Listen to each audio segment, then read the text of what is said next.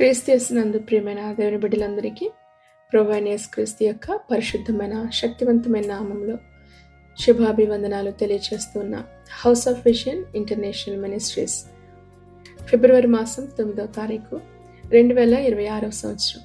ఈనాటి వాక్య ధ్యానం 1 పేతురు పత్రిక 5వ అధ్యాయం 6వ వచనం.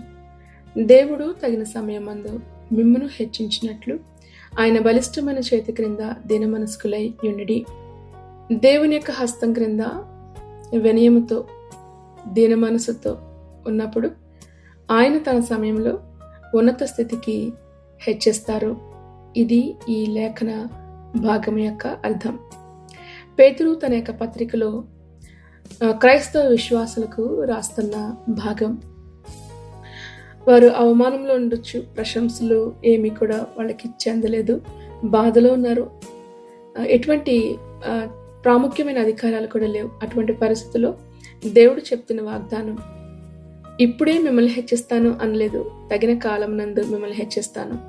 పేతురు పత్రిక 5వ అధ్యాయం 5 నుంచి 7 వచనాలు.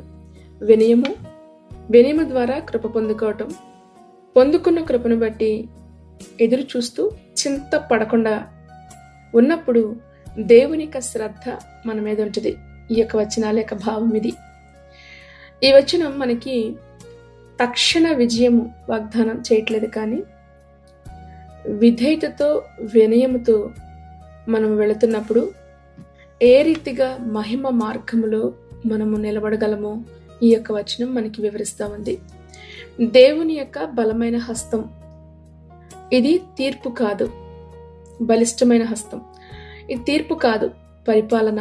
బైబిల్లో బలమైన హస్తం అన్న ప్రతి చోట కూడా విమోచనకు ఉపయోగించబడతా ఉంది. నిర్గమకాండం 13 అధ్యాయం 9వ వచనంలో కూడా ప్రభు చెప్తాడు, యెహోవా నిన్ను బలమైన హస్తంతో ఐగుప్తుల నుండి బయటికి తీసుకుని వచ్చినని. ద్వితీయోపదేశకాండం 26 అధ్యాయం 8వ వచనంలో కూడా మోషే ఇదే రాస్తాడు, బలమైన హస్తముతో చాచిన బాహుబలముతోనూ అంటాడు. దేవుని యొక్క హస్తం మీ మీద ఉంది అంటే అది శిక్ష అని కాదు, నియంత్రణలో, దేవుని యొక్క కంట్రోల్లో మనం ఉన్నాము అని అర్థం. చాలాసార్లు మనము దేవుని యొక్క చేతి క్రింద ఉండడానికి ఇష్టపడం, మనల్ని మనం కంట్రోల్లో పెట్టుకోవాలనుకుంటాం. అది అవిశ్వాసం కంటే ఘోరమైన పాపం, అది తిరుగుబాటు. ఇర్మియా గ్రంథం 10వ అధ్యాయం 23వ వచనం మనకి ఇది జ్ఞాపకం చేస్తూ ఉంటుంది ఈ మాటను. యెహోవా తమ మార్గమును ఏర్పరచుకొనుట నరుల వశంలో లేదనియో, మనుషులు తమ ప్రవర్తన యందు సన్మార్గము ప్రవర్తించుట వారి వశంలో లేదనియో నేను ఎరుగుదును. ఈ రోజున అనేక మంది ఎరగకపోతా ఉన్నారు ఈ యొక్క సత్యాన్ని. వినయము అనేది మనలో కలిగే ఒక భావం కాదు, ఒక ఎమోషన్ కాదు, అది అర్పణ. వినయము అనేది మనల్ని మనం తక్కువగా అనుకోవడం కాదు, తక్కువ చేసుకోవడం కాదు, దేవుని యొక్క అధికారము క్రిందకు లోబడగలగడం, దేవుని యొక్క అధికారాన్ని మనం అంగీకరించగలగడం. యాకోబు కూడా మనకి ఈ విషయాన్ని జ్ఞాపకం చేస్తాడు. 4వ అధ్యాయం 10వ వచనం యాకోబు పత్రికలో, ప్రభు దృష్టికి మిమ్మల్ని మేము తగ్గించుకోండి, అప్పుడు ఆయన మిమ్మల్ని హెచ్చిస్తాడు. నిజమే కదా? వినయముతో నడిచేవానికి, ఎవరైతే వినయముతో నడుస్తారో వారు దేవునికి దగ్గరగా జీవిస్తున్నారు అని అర్థం. గర్విష్ఠుడు ఎప్పుడూ కూడా దేవునికి దూరంగా ఉన్నాడు. ఈ తరం ఆలోచించండి, పెద్ద ప్రమాదంలో ఉన్నది ఏంటో తెలుసా? ఈ తరం వారు ప్రార్థనలో ఏమో దేవుని పిలుస్తారు, జీవితంలో ఏమో దేవుని పక్కన పెడతారు. అర్థమైందా? ఈ తరం వారంటే ఎవరు? మనమే. ప్రార్థనలోనేమో ప్రభా అని చెప్పి ఆయన్ని పదే మనం చాలా విసిగిస్తూ ఉంటాం, ప్రతిదీ ఆయనకి ఏదో అప్పగించినట్లుగా మాట్లాడతాం. కానీ నిజ జీవితంలో మాత్రం దేవుడు లేని ఆలోచనలు, దేవుడు లేని సలహాలు, దేవుడు లేని నిర్ణయాలు, ఇవి మనం చేస్తా ప్రభుని మనం ప్రక్కన పెడతాం. అందుకే ప్రభు అంటాడు మత్తయి సువార్త 7వ అధ్యాయం 21వ వచనంలో, ప్రభా అని పిలిచే ప్రతి వాడు కూడా పరలోక రాజ్యానికి పాత్రుడు కాదు. అయితే మనం మన నిర్ణయాల్లోనే ప్రభు ఉన్నారా, మన జీవితంలో ఉన్నారా, లేదా మన ప్రార్థనలో మాత్రమే ప్రభు ఉన్నారా అన్నది మనం ఈ రోజున ప్రశ్నించుకోవాల్సిన అవసరత ఎంతైనా సరే మన జీవితంలో ఉంది. ఈ వచనంలో మరొక అంశం, తగిన కాలమున అని చెప్పబడతా ఉంది. అంటే దేవుని యొక్క సమయం. ఎందుకు ఆలస్యం?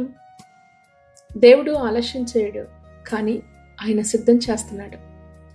ప్రసంగి గ్రంథం 3వ అధ్యాయం 1వ వచనంలో అంటారు, ప్రతిదానికి సమయం కలదంటారు.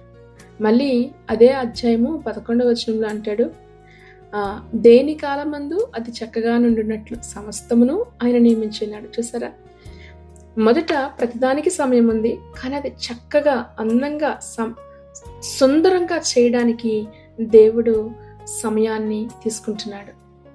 ఇది మనము గ్రహించి దేవుని యొక్క సమయాన్ని ఓర్పుతో ఎదురు చూడలేని వారు ఈ రోజున లోకంలో అనేక మంది షార్ట్ కట్స్ ద్వారా ప్రయత్నం చేస్తూ ఉన్నారు. షార్ట్ కట్స్ ఎప్పుడు కూడా మన జీవితానికి నష్టాన్ని చేకూర్చేవిగా ఉంటాయి. ఇది విశ్వాస జీవితంలో మనం అనుసరించాల్సిన మార్గాలు కాదు.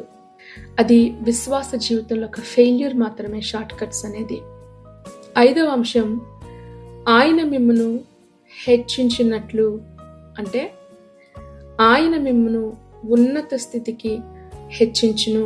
ఇది ఖచ్చితమైన వాగ్దానం. ఇది ఖచ్చితం అని చెప్పబడుతున్న వాగ్దానం. ఆయన మిమ్మును హెచ్చించును, ఖచ్చితం. మేబీ జరగచ్చు, కాదు. జరిగితే జరగచ్చు, కాదు. ఖచ్చితం ఆయన హెచ్చిస్తాడు. కీర్తనకారుడు అంటాడు 75వ అధ్యాయంలో, తూర్పు నుండి ఆయనను పడమటి నుండి ఆయనను హెచ్చు కలుగదు, హెచ్చించువాడు దేవుడే కదా. మనము ప్రభు హెచ్చించే సమయం కొరకు మనం ఎదురు చూసినప్పుడు, ఆయన చేతిలో ఇమిడిపోగలిగినప్పుడు నిశ్చయంగా ప్రభు మనల్ని పైకి లేవనెత్తుతారు. మనం మనుషులు మనల్ని పైకెత్తాలని ఆశపడతాం. ఒకసారి ఆలోచించండి, మనుషులు ఎత్తితే మళ్ళీ పడేస్తారు. మనుషులు ఎంత ఎత్తుతారో అంతగా దిగజార్చి పడేస్తారు. కానీ దేవుడు ఎత్తితే మాత్రము ఎవ్వరు పడేయలేరు. యోబు 42వ అధ్యాయం 12వ వచనంలో యోబు యొక్క ఆ స్థితి మొదటి స్థితి కంటే కూడా గొప్పది. గుర్తుపెట్టుకోండి, దేవుని యొక్క హస్తం క్రింద నిలబడినట్లయితే గనక ఈ సమయం వచ్చినప్పుడు దేవుడే నిన్ను హెచ్చిస్తాడు. నిలబడగలుగుతున్నారా? ఓపికతో ప్రభు కొరకు ఎదురు చూడగలుగుతున్నారా? ఆరాటం చాలా తొందర, ఏదో చేసేయాలి, మన చేతుల్లోనే అంతా ఉంది అనుకుంటాం. ప్రభు కొరకు ఎదురు చూడండి, నిశ్చయంగా ఆయన హెచ్చిస్తాడు. తగిన సమయం నందు హెచ్చిస్తాడు. 1 పేతురు పత్రిక 5వ అధ్యాయం 7వ వచనంలో అంటారు, మీ చింత యావత్తు కూడా ఆయన మీద వేయండి, ఆయన మీ విషయమై శ్రద్ధ వహిస్తున్నాడు. ఈ రోజున అనేక మంది హెచ్చించబడకపోవడానికి, జీవితంలో దేవుని యొక్క కార్యాలు చూడలేకపోవడానికి కలిగిన కారణం ఏంటో తెలుసా? బలిష్టమైన దేవుని చేతి క్రింద దీన మనసుతో ఎదురు చూడలేకపోవడం. కుటుంబాల్లో నిజంగా మనము ఈ మనసును చూపించగలుగుతున్నామా? దీన మనసుతో, వినయముతో ఉండగలుగుతున్నామా? దీన మనసు అంటే కుటుంబాలు ఏంటో తెలుసా? గెలవడం కాదు. నీకున్న వినయముతో, దీన మనసుతో సంబంధాలను కాపాడగలగాలి కుటుంబాల్లో. అది కుటుంబాల్లో చూపించే దీన మనస్సు అనేది. ఈ రోజున ఎంతమంది చూపిస్తున్నాం? మాట గెలిపించుకోవడానికే ప్రయత్నం చేస్తున్నారు తప్ప వినయముతో కుటుంబ సంబంధాలను కట్టుకోవడానికి ప్రయత్నం చేస్తున్నారా? ఎఫెసీయులకు రాసిన పత్రిక 5:21 ఉంటుంది, ఒకరికొకరు లోబడి ఉండండి, ఒకరికొకరు లోబడి. ఇది దేవుని యొక్క నియమం. మనం పని చేసే చోట, మనం పరిచర్య చేసే చోట, సేవలో వినయం అంటే ఏంటి? ఎలా చూపిస్తున్నాం? మనం పని చేసే చోట దీన మనస్సుని ఎలా చూపించగలం? దేని కొరకు చూపిస్తున్నారు? ఏ విషయంలో చూపిస్తున్నారు? పేరు కోసం ఆరాటం, గుర్తింపు కోసం ప్రయత్నాలు. అది కాదు, పరిశుద్ధత కొరకు ఎదురు చూడటం. ఇంకెంత పరిశుద్ధతగా మనం జీవించగలుగుతాం? ఇంకెంతగా దేవునికి ఇష్టమైన పనిలో మనం నమ్మకంగా ఉండగలుగుతాం? దేవుడిచ్చింది చిన్నదే ఉద్యోగం, నమ్మకంగా ఉండగలుగుతున్నారా? పరిశుద్ధతను కాపాడుకోగలుగుతున్నారా? మాట్లాడుతున్న ప్రతి మాటలో యథార్థతను కాపాడగలుగుతున్నారా? దేవుని యొక్క చేతుల్లో ఇమిడిపోవడానికి ఇష్టపడదాం. ఆయన తగిన సమయం నందు నిశ్చయంగా ప్రభు మనల్ని హెచ్చించే దేవుడై ఉన్నాడు. ఈ వాక్యం ద్వారా దేవుడు మనల్ని దీవించి ఆశీర్వదించును గాక. ప్రార్థన చేసుకుందాం. ఉన్నతమందు ఆశీనుడైన మా ప్రియ పరలోకపు తండ్రి, మీ పరిశుద్ధమైన నామమును బట్టి మీకు వందనాలు, మీకు స్తోత్రాలు చెల్లిస్తున్నాం. ప్రభా, మొదటిగా మమ్మల్ని హెచ్చించమని కాదు, హెచ్చించినప్పుడు ఆ స్థానంలో నిలబడగలిగే వినయముతో మీరు మమ్మల్ని నింపండి దేవా. వినయము మాకు నేర్పించండి. అవును ప్రభా, వినయము, విధేయత, దీన మనస్సు లేనప్పుడు ఎటువంటి ఆశీర్వాదాన్నైనా, ఎటువంటి ఉన్నత స్థితినైనా మేము కాలదన్నుకుంటామేమో దేవా. మమ్మల్ని దీన మనసుతో నింపండి. ఇదిగో ఈ వాక్యం వెంటనే ప్రతి ఒక్కొక్కరిపైకి నీ హస్తము దిగి వచ్చిన కాక ప్రభా. నీ వాక్యమునకు లోబడే జీవితాల హృదయాల బిడ్డలకి మీరు అనుగ్రహించమని అడుగుతున్నాం ప్రభా. మా సమయం రాకముందే మేము తొందరపడతా ఉన్నామేమో అయ్యా.